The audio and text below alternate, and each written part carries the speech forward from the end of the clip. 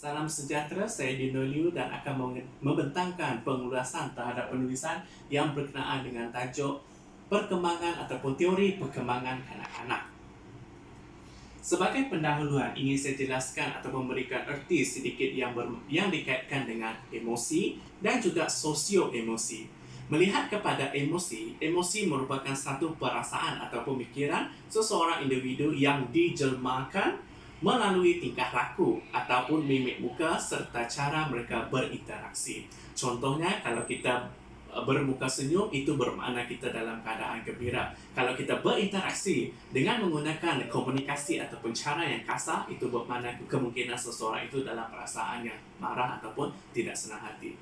Sosio-emosi merupakan satu perasaan dan pemikiran seseorang individu dalam konteks hubungan sosial yang besar. Itu bermaksud dari A ke B, B ke C, C ke D. Okay? Sesuatu yang berkembang sejak lahir pada seseorang individu, dan ia juga melihat kepada hubungan asas, iaitu bonding ataupun attachment antara seseorang kanak-kanak dan juga di sisi penjaga ataupun pendidik. Kalau di bidang pendidikan awal kanak-kanak, so kita merupakan ibu bapa kedua bagi seseorang kanak-kanak tersebut, dan sejauh manakah hubungan kita ataupun hubungan asas yang terbina khasnya apabila kita mendekati kanak-kanak baharu. Kalau bagi di center ataupun di sebuah pusat, seorang yang positif harus ada pada diri seseorang pendidik untuk mendekati seseorang kanak-kanak. Di sini juga kita akan mengulas tentang perbincangan mengenai prosedur pemerhatian dan juga penetapan kontekstual. Okay. Terdapat 4 prosedur yang perlu kita lalui sebelum kita menjalankan pemerhatian kepada seseorang kanak-kanak di sebuah pusat taska ataupun tadika. Ini bermaksud apa yang kita cuba sampaikan dan juga dari segi penulisan laporan, kaedah pemerhatian telah digunakan. Okay, yang pertama adalah merangka surat makluman ataupun kebenaran kepada sekolah, iaitu termasuklah taska ataupun tadika ataupun pusat intervensi. Sehinggalah ke peringkat yang terakhir, iaitu meminta kebenaran ataupun memaklumkan kepada pendidik, kepada kanak-kanak ataupun responden yang terlibat. Di sini kita menggunakan beberapa kaedah untuk melengkapkan penulisan dan juga tugasan lengkap ini yang mana kita menggunakan soal selidik, dan dalam borang soal selidik tersebut dia mempunyai 2 bahagian. Yang bahagian pertama adalah melibatkan latar belakang keluarga, manakala bahagian kedua adalah merupakan maklumat ringkas terhadap kanak-kanak.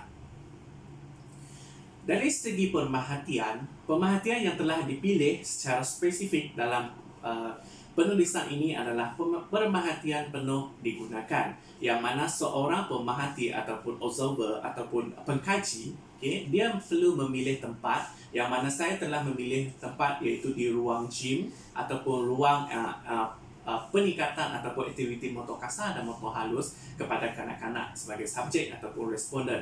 Aktiviti yang dilakukan pada sesi pemerhatian adalah permainan aktiviti fizikal, yang mana masa pemerhatian telah dijalankan selama 30 minit hingga ke 40 minit.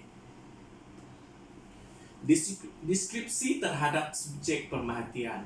Sebagai latar belakang ataupun demografi responden, okay, nama kanak-kanak tersebut adalah Shen, yang mana bukan nama sebenar.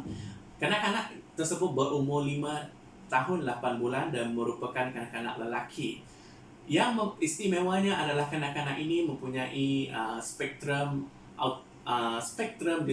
autisma spectrum disorder, yang mana dia dalam kategori mild. Okay, dan juga telah mendapat diagnos pada tahun 2018 dan telah menerima pendidikan taska dan juga mendapat intervensi, iaitu berada di Persatuan Autisme Kuching Sarawak. Terdapat beberapa kriteria yang dapat kita lihat daripada seseorang kanak-kanak istimewa apabila kita juga ingin melihat perkembangan beliau.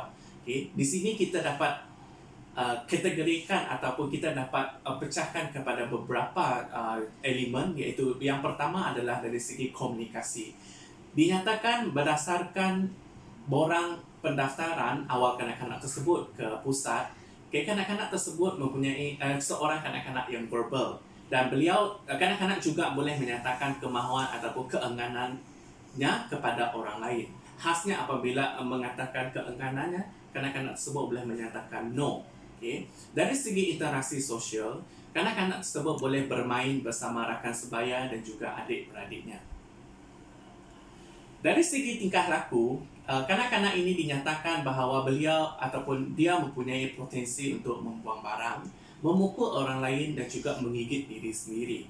So daripada ketiga-tiga kriteria ini, kanak-kanak tersebut jelas menyatakan bahawa beliau juga mempunyai perkembangan emosi dalam diri, yang mana apabila dia tidak mahukan sesuatu, dia akan cuba memberontak ataupun cuba mengekspresikan dirinya, yang seperti yang saya nyatakan tadi adalah melalui tingkah laku, iaitu membuang barang, memukul orang lain dan juga menggigit diri sendiri. Interaksi sosial dan juga emosi semasa bermain. Berdasarkan pemerhatian telah dijalankan pada Shen dinyatakan mampu memberikan tindak balas terhadap pendidik, iaitu terhadap apa yang dimainkan ataupun apa yang akan prosedur yang perlu dilakukan oleh kanak-kanak tersebut. Beliau juga berjaya melibatkan diri dalam setiap aktiviti yang dijalankan. Contohnya aktiviti melompat, merangkak, dan padankan huruf dan juga menari.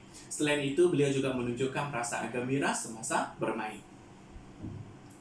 Ini adalah antara gambaran sebenar semasa aktiviti diadakan. So, Shen menunjukkan reaksi ataupun mimik muka yang gembira dengan senyuman dan juga aktif apabila menjalankan aktiviti fizikal tersebut. Dan beliau juga boleh bertindak balas dengan pendidiknya, itu dengan memberikan high five. Setelah meneliti ataupun membuat pemerhatian, tidak boleh disangka lagi apabila sesuatu tersebut mesti dikukuhkan dengan teori. So, teori yang ingin kita jelaskan di sini adalah melibatkan teori perapatan. Teori perapatan merupakan satu teori yang telah dipelopori oleh John Bowlby. John Bowlby merupakan seorang ahli psikologi yang melihat kepada hubungan yang terjalin antara bayi dan juga ibu bapa ataupun pendidik. Dan hubungan ataupun keakraban yang terbentuk memberikan kesan yang amat besar pada seseorang kanak-kanak. Ini termasuklah dari segi perkembangan fizikal, perkembangan kognitif, sosial dan juga komunikasi. Terdapat dua jenis hubungan yang terkandung dalam teori perapatan. Antaranya adalah hubungan yang selamat. Ini menggambarkan bahawa kanak-kanak tersebut mampu memberikan respon kepada ibu bapa ataupun pendidik. Seperti yang kita lihat dalam gambar tadi, iaitu Sean mampu memberikan respon kepada pendidiknya, menyatakan hai atau melakukan atau melibatkan dalam mana-mana aktiviti. Seperti yang kita lihat, Shane aktif apabila melompat, dan mampu melahirkan rasa gembira apabila bermain, serta merasakan selamat dan percaya pada ibu atau pendidiknya.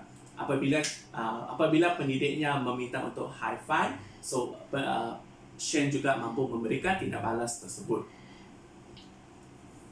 Hubungan kedua adalah hubungan yang kurang selamat, yang mana digambarkan bahawa seseorang kanak-kanak yang di bawah kategori hubungan ini, kanak-kanak tersebut akan mudah berasa cemas, sedih, iaitu khasnya apabila tidak melihat ibu bapanya, kurang berminat untuk meneroka sekeliling dan juga marah secara tiba-tiba. So, marah secara tiba-tiba ini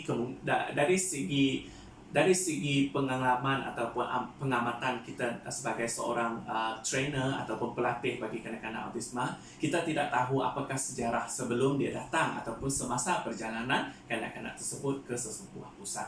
So, perasaan marah secara tiba-tiba itu kita tidak boleh buat andaian sesuka hati. Sebaliknya kita perlu membuat selidik terlebih dahulu khasnya kepada ibu bapa ataupun penjaga kanak-kanak tersebut.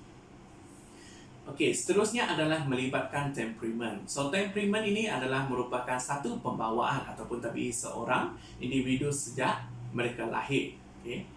Adalah asas kepada memahami tingkah laku kanak-kanak seperti yang dinyatakan oleh Harold dan Hildebrand 2020, iaitu 2012. Dan juga ia juga melibatkan satu motivasi ataupun pengalaman dan melibatkan pengalaman seseorang dan juga kemahiran. Jantina ataupun keluarga juga merupakan antara satu faktor ataupun salah satu faktor yang mempengaruhi tingkah laku seseorang. So ini bermaksud tidak hanya sejak lahir dia mempunyai sikap ataupun perangai sedemikian, tetapi ia juga berlaku apabila mereka sudah mula meneroka ataupun membuat eksperimen terhadap sekeliling. Okay, terdapat tiga jenis temperamen dalam bidang kanak-kanak yang mana kita boleh lihat. Yang pertama adalah kanak-kanak yang mudah, kanak-kanak yang lambat mesra, ataupun yang terakhir adalah kanak-kanak yang suka. Dan di sini Shane merupakan seorang kanak-kanak yang mudah, yang mana dapat dikatakan bahawa beliau ataupun kanak-kanak ini adalah fleksibel, merupakan seorang yang tenang, gembira. So yang gembira ini kita dapat lihat dari segi reaksi ataupun mimik muka kanak-kanak tersebut, khasnya apabila sedang bermain. Kurang demand, yang mana dalam pemerhatian saya, so Shane tidak meminta-minta daripada gurunya ataupun pendidiknya, dan juga tidak mudah merajuk. Perkataan merajuk ini suka untuk kita deskripsikan ataupun artikan kepada kanak-kanak autisma kerana mereka juga bergantung kepada ekspresi, layanan dan juga intonasi kita apabila kita cuba berkomunikasi dengan mereka. Sebab apabila dalam pemerhatian tersebut, apabila cikgu ataupun pendidik yang lain menyatakan, contohnya, Sean, you need to wait for your turn. So kekerasan ataupun intonasi yang digunakan sedikit sebanyak memberikan tindak balas emosi ataupun emosi kepada Sean bahawa ada cikgu ataupun pendidik sedang memarahi. Tetapi jika diamati, so kita mengekalkan ataupun memberikan pendedahan pembelajaran konsep untuk menunggu. Okay. So perbezaan objektif ataupun cara penyampaian kita terhadap seseorang kanak-kanak harus diperhalusi.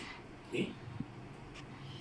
Teori perkembangan psikososial yang terlibat dalam penulisan ini adalah satu teori yang dipelopori oleh Erik Erikson, yang mana dalam penulisan ini saya menegaskan bahawa kanak-kanak ini adalah dikategorikan dalam peringkat ketiga, iaitu inisiatif dan juga yang berlawanan dengan rasa bersalah. Okay. Dalam teori ini ataupun dalam peringkat ini, ia mula menegaskan kuasa ataupun kawalan pada persekitaran mereka. Walaupun Shane tidak menunjukkan sepanjang pemerhatian tersebut, Shane tidak menunjukkan apa-apa kuasa ataupun kawalan persekitaran, tetapi di aktiviti-aktiviti yang lain, Shane juga merupakan seorang kanak-kanak yang akan menunjukkan sikap tersebut, tetapi ia tidak akan berlaku secara setiap hari. Okay? Ia juga kanak-kanak juga akan cuba menunjukkan pengaruh juga peranan mereka ke atas persekitaran dengan mengambil inisiatif merancang aktiviti, mencapai sesuatu tugasan, serta cuba untuk menghadapi cabaran. So kalau kita lihat aktiviti fizikal ini mempunyai pelbagai halangan ataupun permainan yang perlu dilalui untuk satu pusingan, dan Sean telah mengambil inisiatif untuk mencuba setiap halangan yang telah disediakan oleh para pendidik.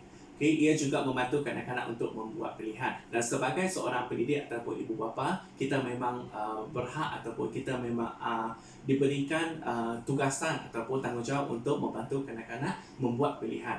Tapi kita harus ingat, pilihan itu adalah datangnya daripada kanak-kanak dan bukan kita yang menentukan pilihan tersebut. Lebih kurang dengan minat. So kalau minat kanak-kanak tersebut lebih kepada melukis, so itu adalah pilihan kanak-kanak tersebut. So kita hanya membantu dari segi kewangan ataupun material dia.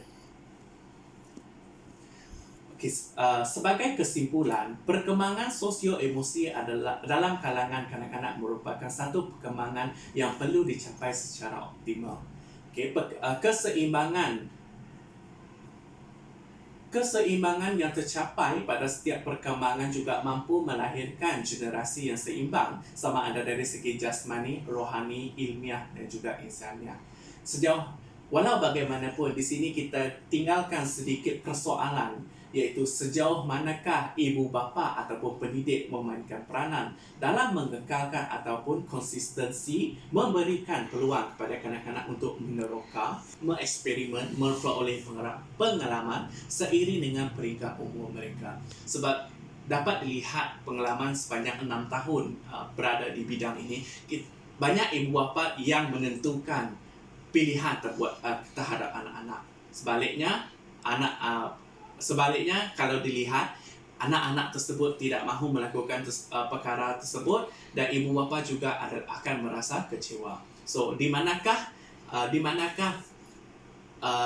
garis panduan ibu bapa untuk mendidik anak-anak mereka, dan juga sejauh manakah peluang itu diberikan kepada seseorang kanak-kanak. Sekian, terima kasih.